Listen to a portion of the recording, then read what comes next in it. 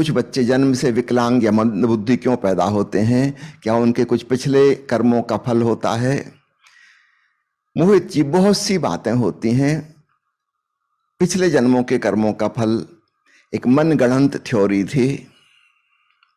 उदाहरण के लिए, आज से 50 साल पहले लेप्रोसी, कुष्ठ रोग, एक भयंकर बीमारी थी जिसके बारे में किसी को नहीं पता था क्यों होती है, कैसी होती है।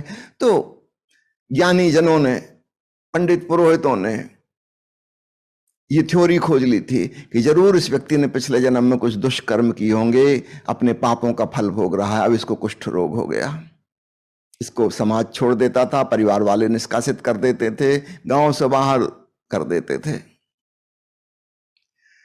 फिर माइक्रोस्कोप की खोज हुई और पता चला, अरे ये तो वैसा ही बैक्टीरिया है जैसा ट्यूबरकुलोसिस, टीबी का बैक्टीरिया होता है। और तब उसका इलाज खोज लिया गया और धीरे धीरे धीरे कुष्ठ रोग लगभग समाप्त ही हो गया। पिछले जन्मों के कर्मों का फल नहीं था, एक छोटे से कीटाणु का खेल था।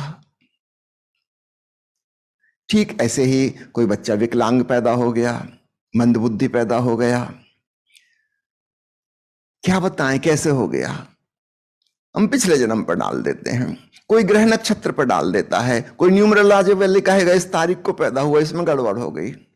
कोई बताएगा मुहूर्त ठीक नहीं था जन्म का, कोई बताएगा विधाता, कोई बताएगा कर्म फल, कोई बताएगा ग्रह नक्षत्रों की दशा, न जाने क्या क्या थ्योरी। सीधी सी बात इतनी थी कि हमको पता नहीं था।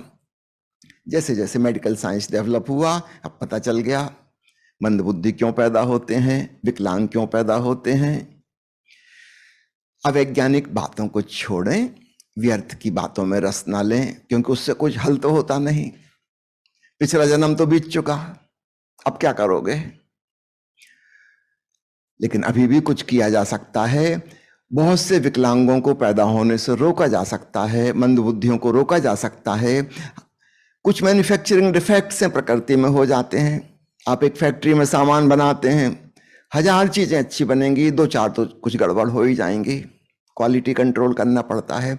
ठीक ऐसा ही प्रकृति ने जो जन्म की व्यवस्था की है, कहीं कहीं कुछ कुछ भूल चूकें हो जाती हैं। इसका पिछले जन्मों से कोई लेना देना नहीं है।